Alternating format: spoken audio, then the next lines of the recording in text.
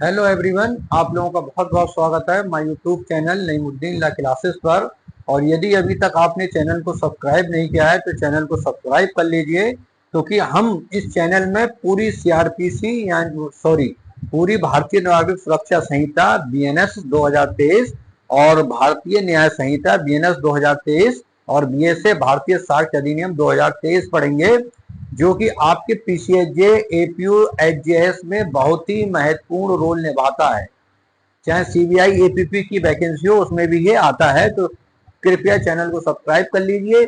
बताने की जरूरत है नहीं कि ये निःशुल्क है, सिर्फ आपका डाटा खत्म होता है। रील देखते कितना डाटा खत्म कर लेते हैं, थोड़ा डाटा इसमें भी सही खत्म हो जाएगा।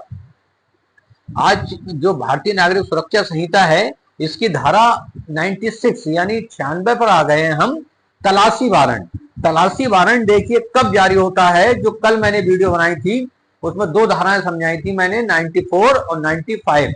94 में ये था और 95 में कि सम्मन जारी करना है किसी दस्तावेज या वस्तु के लिए। लेकिन न्यायालय सम्मन जारी कर देता है तब भी व्यक्ति वस्तु या कोई दस्तावेज नहीं लाता है, और न्यायालय को ऐसा लगता है कि सम्मन से काम भी नहीं चलेगा, तो न्यायालय जो है तलाशी वारंट जारी कर सकता है।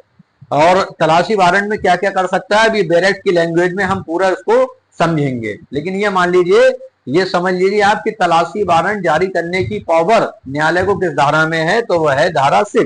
जैसे कि पिक्चरों में आप जरूर देखते होंगे, जैसे अक्सर हीरो ही होता है पुलिस अधिकारी बड़ा, और वो जाता है किसी घर और कहता है मुझे आपके घर की तलाशी लेनी है।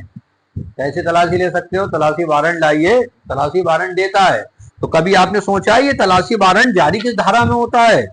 तो ये जो तलाशी वारंट है ये जारी होता है 96 में। ये पावर है न्यायालय को धारा 96 तलाशी वारंट जारी करने की। अब बैरेक्ट में देखते हैं कि तलाशी वारंट का प्रोसेस क्या है। तो ये 96 में क्या आ गया है, तलाशी वारंट कब जारी किया जा सकता है। 3 क्लॉजों में ये धारा बैठी है, 96 क्लॉज 1, 96 क्लॉज 2, 96 क्लॉज 3।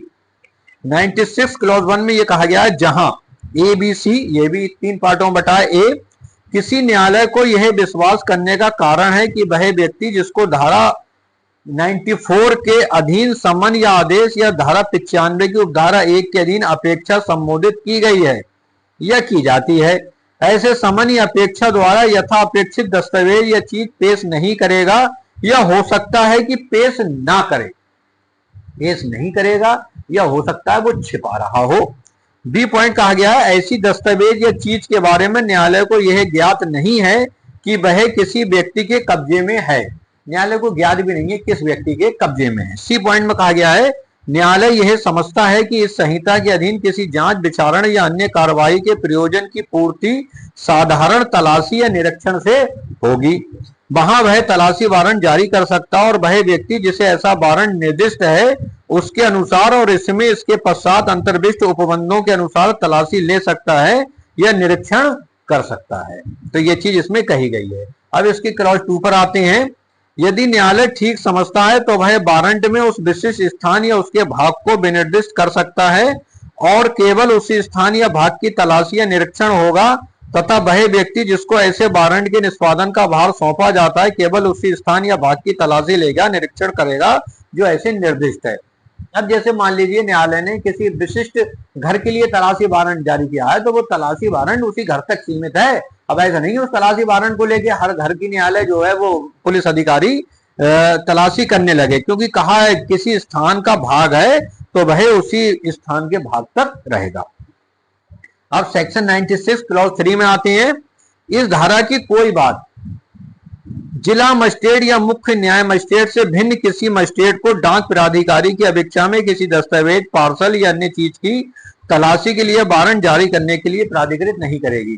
तो मैंने कल बताया भी था आपको, डाक प्राधिकारी की अभिरक्षा में यदि कोई वस्तु, पार्सल या पत्र है तो उसको बस जिला मजिस्ट्रेट, सीजीएम, सेशन न्यायालय या हाईकोर्ट ही उसके लिए तलाशी वारंट जारी कर सकते हैं, और कोई मजिस्ट्रेट वारंट जारी नहीं कर सकता।